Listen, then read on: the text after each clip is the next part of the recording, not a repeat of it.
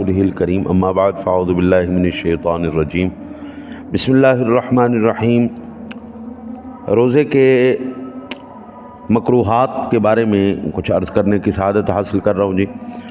جھوٹ بولنا، جھوٹی شہادت دینا، غیبت کرنا، چغلی کرنا، دھوکہ دینا اور لڑائی جھگڑا کرنا، جھوٹی قسم کھانا، فحش حرکات کرنا، فحش گوئی کرنا، ظلم کرنا، کسی سے عداوت اور دشمنی رکھنا، اجنبی عورتوں سے ملنا جلنا، دیکھنا اور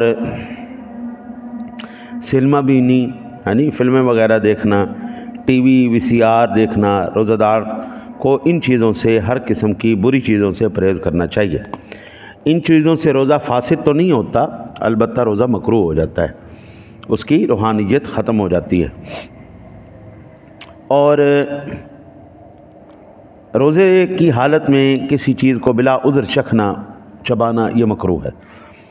روزے کی حالت میں بیوی کو شہوت کے ساتھ چھونا، بوسہ لینا، پیار کرنا، چمٹنا، لپٹنا، ہاتھ پھیرنا، بار بار دیکھنا اور اگر شہوات کے ساتھ نہ ہو تو مکروہ نہیں، اور اگر ان چیزوں سے انزال ہونے کا اندیشہ یا گمان ہو تو ایسا کرنا حرام ہے، ایسا بالکل نہیں کرنا چاہیے۔ اور جب وہ اس میں پڑ گیا تو پھر تو گناہ، سخت گناہ کبیرہ ہو گئے، روزہ بھی ٹوٹ جائے گا اور اس سے کفارہ بھی پڑے گا۔ ایویں جان بوجھ کے منہ میں لعاب کٹھا کر کر کے اندر لے جانا ہے جی، یہ بھی مکروہ ہے۔ جماع کی محرکات مثلاً بوسہ لینا، شہوت انگیزی خیالات میں پڑنا، ایسی اشیاء یا مناظر کو دیکھنا مکروہ ہے جس سے ایسی کیفیت پیدا ہو جائے۔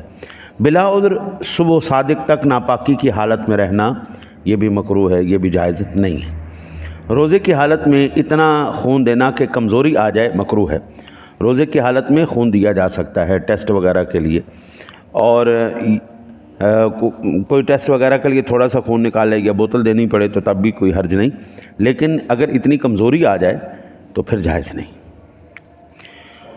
وعلیکم السلام۔ استنجے کے وقت پخانہ کی جگہ کو اتنا زیادہ مبالغہ سے صاف کرنا کہ اندر پانی جانے کا شک ہو مکروہ ہے۔ ناک میں پانی ڈالنے میں، کلی کرنے میں مبالغہ کرنا مکروہ ہے۔ ناک میں اتنا پانی نہ ڈالے کہ اوپر دماغ میں ہی چڑھ جائے ہاں جی، یا گلے میں ہی آ جائے۔ کلی اتنی زیادہ نہ کرے کہ پانی نیچے ہی اتر جائے، اتنا منہ بھر بھر کے کلیاں نہیں کرے نا، ایسا کرنا مکروہ ہے۔ اور اگر پانی نیچے اتر گیا تو پھر تو روزہ ہی ٹوٹ جائے گا نا جی، تو اس لیے اس میں تھوڑا سا احتیاط رکھا جائے۔ ہاں روزہ نہیں تو پھر اس وقت اچھی طرح خوب بندہ ناک شاک صاف کرے اور مبالغے کے ساتھ غرغرہ کرے، بلکہ وہ زیادہ بہتر ہے۔ اور روزے کے اصل مقصد تو اللہ اور اس کے رسول کا حکم ماننا جو ہر حال میں ضروری ہے، اللہ تعالیٰ کا حکم ماننا ہر حال۔ ہمارے اندر پرہیزگاری پیدا کرنے کے لیے روزے فرض کیے گئے ہیں، جیسے بعض اوقات ماں اپنے بچے کو چیز کھانے نہیں دیتی اس لیے کہ اس میں بچے کا فائدہ نہیں ہوتا ہاں جی، بعض ماں نہیں دیتی بعض مرتبہ چیز، کیوں نہیں دیتی پتہ؟ ٹافیاں بچوں کو بڑی پسند ہوتی ہیں، ماں زیادہ ٹافیاں نہیں دیتی، کیوں؟ دانت خراب ہو جائیں گے۔ اسی طرح میں بلا شبہ وہ مالک ہمارا بڑا کریم ہے، وہ جانتا ہے کہ میرے بندے کے لیے کیا چیز بہتر ہے اور کیا چیز۔ روزے کی وجہ سے کئی بیماریاں اللہ تعالیٰ ہمارے جسم سے ختم کر دیتا ہے۔ آج کل بڑا وہ انڈیا کا ہے ایک کیا نام ہے، کرکٹر تھا سدھو ہاں جی، سدھو، اس نے بتایا کہ میں نے اپنی بیوی کے کینسر کو ریورس کر دیا ہے، کینسر کو ریورس کیا ہے۔ اچھا جی، اس نے پھر بتایا کہ میں نے کینسر کو ریورس کیسے کیا، جو اس کے اندر اہم ترین بات تھی، اس نے کہا میں نے اس کو بھوکا رکھا ہے۔ جو اس کے اندر پوری اس کی جو اس نے بتایا کہ میں نے کس طرح اپنی بیوی کے کینسر کو، اور 4 سٹیج کا کینسر، 4 سٹیج کا کینسر، اس کے بعد زندگی کی کوئی نہیں، وہ کہتا ہے میں نے بھوکا رکھا ہے اس کو، صبح 6 بجے سے لے کے شام 6 بجے تک 12 گھنٹے میں نے اس کو بھوکا رکھا، صرف بیچ میں صرف لیکوڈ دیا اور ایسی چیز۔ اچھا یہ اس سال کی بات ہے یا پچھلے سال کی بات ہے، 2-4 مہینے کی بات ہے، اسی کے اندر ہی بات ہوئی ہے۔ اس سے پہلے پچھلے سال تقریباً 2023 کے اندر میں نے یہ ریسرچ پڑھی تھی، چائنا کا کوئی ڈاکٹر تھا، اس نے کہا کہ میں نے یہ کینسر کا علاج تلاش کر لیا ہے، یہ 2023 کی بات۔ اس سے پوچھا گیا جی آپ نے کیا کینسر کا علاج تلاش کیا؟ اس نے کہا جی میں نے کینسر کا علاج یہ تلاش کیا ہے کہ جتنا بھوکا رہ سکتے ہیں نا اتنا بھوکا رہے، کم از کم 12 گھنٹے تک آپ بھوکے رہیں۔ جب آپ بھوکے رہیں گے تو آپ کے جسم جو ہے اندر جو کینسر کے جراثیم پیدا ہو چکے ہیں وہ جسم کی بھوک انہی کو کھانا شروع کر دے گی۔ پورے جسم کے اندر جہاں کہیں بھی کوئی کینسر پنپ رہا ہے وہ کینسر اس بھوک کی وجہ سے ختم ہو جائے گا۔ اب سدھو بھی غیر مسلم ہے، مسلمان نہیں۔ چائنا کا جو ڈاکٹر تھا وہ نیچری ہیں، وہ کسی اللہ کو نہیں مانتے۔ میں جب یہ دونوں میں نے تحقیقیں سنی تو میں نے کہا سبحان اللہ، میرا مالک دیکھو کتنا کریم ہے، اس نے ہمیں سال میں پورا 1 مہینہ روزے دیے تاکہ اندر کوئی خدا نہ خواستہ کوئی بیماری، کوئی بلا، کوئی کینسر، کوئی ایسی شے ہمارے پنپ رہی ہے تو روزوں کی برکت سے وہ بھی ختم ہو جائے۔ ہم نے تو اللہ کو راضی کرنا ہے نا جی، تو اللہ کو راضی کرنے کی برکت سے ہمارے جسم کی بیماریاں بھی ختم ہوتی جا رہی ہیں۔ بچے کی طرح جو مثال میں نے عرض کی کہ بچے کا جی چاہا کہ برف کا گولا کھاؤں، ماں نہیں دیتی۔ اب یہ جو گولا نہیں دے رہی ماں، بچے کے ساتھ دشمنی تو نہیں کر رہی نا؟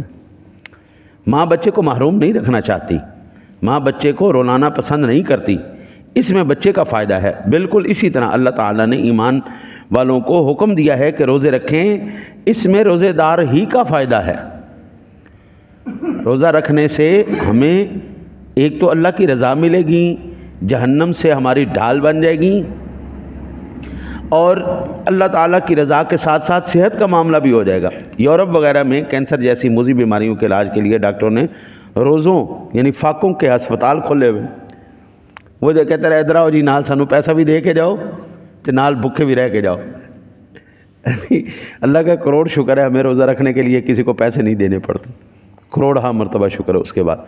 اس کے بعد جو ہے میرے آقا نبی اکرم صلی اللہ علیہ وسلم کے انشاءاللہ تعالی العزیز آج جمعۃ المبارک میں تفصیل سے صدقہ فطر کے بارے میں چند معروضات عرض کروں گا۔ صدقہ فطر کا بھی حکم دیا، صدقے سے بھی بلائیں ٹلتی ہیں۔ ایک روزے سے ٹریٹمنٹ ہوگی، دوسرا مال کی ٹریٹمنٹ ہوگی، مال کی بلائیں بھی چلی گئیں۔ میں نے کئی مرتبہ یہ نوٹ کیا ہے، مجھے کئی ساتھی بھی بتاتے ہیں، ہمارے ساتھ بھی معاملات ہوئے، جو بندہ اپنے مال کا صدقہ دیتا رہے اور زکوٰۃ صحیح طریقے سے ادا کرتا رہے، اللہ وحدہ لا شریک اس بندے کے مال کو چوری ہونے سے محفوظ رکھتا ہے۔ اس بندے کا مال چوری نہیں ہوتا، یہ اللہ تعالیٰ کی طرف سے ایک اس کے اوپر انعام ہوتا ہے، بلائیں نہیں پڑتی، اس کا پیسہ ایویں بیماریوں میں ضائع نہیں ہوتا، ایویں ڈاکٹر نو دیتی رکھو۔ ڈاکٹر بھی چھرے تیز کر کے بیٹھے ہوئے، پہلے ڈاکٹر ہوتے تھے خوف خدا والے، اللہ اور اس کے رسول کی رضا کے لیے، خدمت خلق کے لیے وہ پڑھتے تھے کہ ہم نے خدمت خلق کرنی ہے، ہم اپنے علم سے دنیا کو فائدہ۔ آج تو بابا سب سے پہلا ہوتا ہے بھائی اپنا کلینک بنانا ہے، اپنا کلینک سرکاری اسپتال میں بھی ہوگا نا تو کہے گا میرے کلینک میں آؤ، وہاں پہ میں صحیح قسم کا تمہارا چھرا پھیروں گا، تمہاری صحیح ٹریٹمنٹ کروں گا، تمہارے پیسے بھی لوں گا، اور پھر ایویں شک پا دیں دیں فلانا بھی ٹیسٹ کر کے آ، فلانا بھی ٹیسٹ کر کے آ، فلانا بھی کر کے آ، ایویں انے بھائی۔ جب سرکاری اسپتال میں یہ چیزیں سہولتیں موجود ہیں تو آپ ہمیں ادھر کیوں لے کے جا رہے ہیں؟ پھر دوائیاں بھی وہ ریکمینڈ کریں گے جو ان کو آ کے میڈیکل ریپ کہیں گے جناب اے ساڈی دوائی بیچو، اندے وچوں اتنا % تہاڈا۔ اب تو خوف خدا والا چکر ہی نہیں رہا۔ تو اس کا سب سے بہترین حل یہ ہے جس طرح اللہ اور اس کے رسول نے حکم دیا ہے اسی طرح بندہ زندگی گزارے۔ خوف خدا رکھنے والے بہت کم ڈاکٹر ہیں۔ اچھا جی، کیا روزہ مؤخر کیا جا سکتا ہے؟ تو اگر حکیم یا ڈاکٹر نے کسی ٹی بی یا تپے دیکھ کے مریض کو دن میں متعدد دفعہ دوائی استعمال کرنے کا مشورہ یا دوائی استعمال کرنے کا اس نے کہا، اور نہ کرنے کی صورت میں مریض کے مرض کا بڑھ جانے کا خدشہ ہو یا اس بندے کو جان کا خطرہ ہو، تو ایسی صورت میں روزہ مؤخر کیا جا سکتا ہے، بعد میں رکھا جا سکتا ہے۔ دمے کے مریض جو ہیں جی، ٹی بی کے مریض، ان کے لیے سانس لینا بہت دشوار ہو جاتا ہے، تو پھر وہ انہیلر آتا ہے، اس سے کچھ ان کو ریلیف ملتی ہے، تو وہ پھر اس وقت تک تھوڑا سا صبر کر لیں جب تک وہ ٹھیک نہیں ہو جاتے. یہ اب ان ٹی بی وغیرہ کا علاج آ چکا ہے الحمدللہ. اللہ کا احسان ہے کہ اب ہمارے جو ہے کچھ خوف خدا رکھنے والے لوگ بھی ہیں جو اس کا علاج صحیح طریقے سے کرتے. اچھا جی، وہ پھر بعد میں ان کی قضا کر لیں. روزے میں قصداً رومال بھگو کر اس لیے سر پہ اوڑھنا کہ روزے میں تخفیف ہو مکروہ نہیں ہے. زیادہ گرمی ہو جائے تو بندہ اپنا رومال گیلا کر کے سر پہ ڈال لے تو کہ ٹھنڈک محسوس ہو، تو اس میں کوئی حرج والی بات نہیں. اچھا جی، اگر کسی بندے نے اپنی عورت کے ساتھ زیادتی کی، مارا پیٹا اور پھر اس کے ساتھ جماع کیا اور اس کو اس بات پر مجبور کیا، اب دونوں کا روزہ فاسد ہو جائے گا. عورت کو صرف قضا پڑے گی اور اس کا کفارہ نہیں ہے، بندے کو اس کا کفارہ بھی پڑے گا، اس نے اس کے ساتھ زیادتی کیوں کی. زخم سر یا پیٹ میں بہت گہرا اندر تک پہنچا ہوا ہو تو اس میں تر دبا ڈالنے سے روزہ فاسد ہو جائے گا. ایسی کیفیت میں اللہ تعالیٰ نے اگر زیادہ تکلیف ہو، اللہ تعالیٰ نے آپ کو ریلیف جو دی ہے اس کے اوپر عمل کرنا چاہیے. اچھا جی، اگر بچے کی ولادت کے بعد ماں کمزور ہو گئی اور روزہ رکھنے کی استطاعت نہیں اور موت تک بہت ہی کمزوری ہی رہی، اللہ نہ کرے اس کے بعد اگر فوت ہو جائے تو پھر اس کا فدیہ دیا جائے گا، تو اس کے لیے فدیہ کافی ہو جائے گا. حاصل ہو گئی اگر اس کو طاقت تو پھر وہ قضا کر لے گی. اللہ تعالیٰ اس کو اگر صحت عطا فرما دیتا ہے تو پھر وہ روزہ رکھے گی.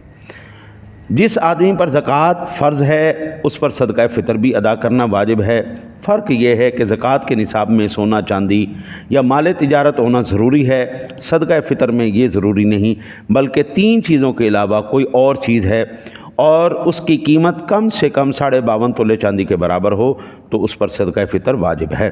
صدقہ فطر اور زکوٰۃ یہ دونوں صدقے ہی کی اقسام ہیں، صدقہ واجبہ ہیں. یہ صدقہ واجبہ ہیں، وہ جو لازمی ہی ادا کرنی. زکوٰۃ کے لیے حکم یہ ہے کہ پورا سال اس بندے کے پاس اتنا سرمایہ ہو یا نصاب ہو، 7.5 تولے اس کے پاس سونا ہے، 52.5 تولے چاندی ہے، یا اتنی رقم پڑی ہوئی ہے. ابھی کل ایک بندے نے میرے سے یہ مسئلہ پوچھا تھا. انہوں نے کہا کہ میرے پاس 2.5 تولے سونا ہے اور 12 لاکھ روپے پڑا ہوا ہے، تو میں کیا میرا تو نصاب نہیں بن رہا؟ حالانکہ 12 لاکھ روپیہ وہ تو نصاب بنتا ہے چاندی کا. ہاں جی، 12 لاکھ روپے تو چاندی کا نصاب ہے. چاندی تقریباً اس وقت 3200 یا 3500 کے قریب ہے. ہاں جی، تو اس حساب سے تو اس کا بنتا ہے.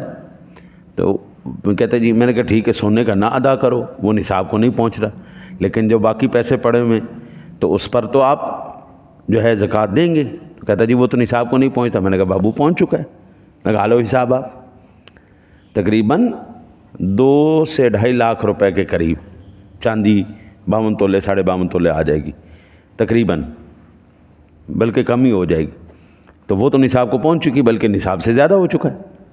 سونا ٹھیک ہے، سونا اس وقت 3 لاکھ روپے، 3 لاکھ سے زیادہ ہی ہے، 10-15 ہزار روپے کے قریب ہے. 3 لاکھ تو وہ تو زیادہ بنے گا جا کے 21-22 لاکھ روپے کے قریب تقریباً. تو وہ سونا اگر موجود ہو تو پھر اس صورت میں یہ تو نقدی موجود ہے، اس پر تو زکوٰۃ واجب ہے. سال گزر گیا تو زکوٰۃ دو. اچھا ہاں، یہ ایک ذہن میں آ گیا مسئلہ. میں انشاءاللہ زندگی رہی نا، وقت ملا تو جمعہ کے اختتام میں آج صدقہ فطر اور زکوٰۃ کے بارے میں مسائل عرض کروں گا.